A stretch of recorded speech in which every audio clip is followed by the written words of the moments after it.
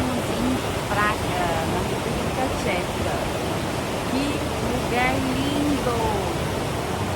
Gente, isso aqui, ó, é um teatro maravilhoso. A gente passando em frente agora.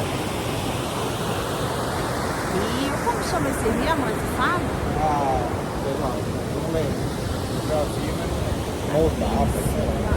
Aqui atrás de mim a Ponte Carlos, linda. A gente vai lá agora. Lá em cima, aqui o Castelo de Praga.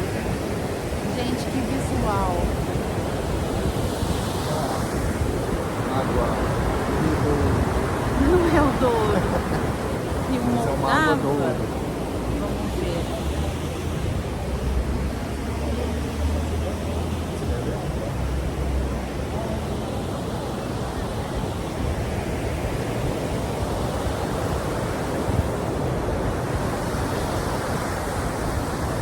Olha o que eu falei. Sim.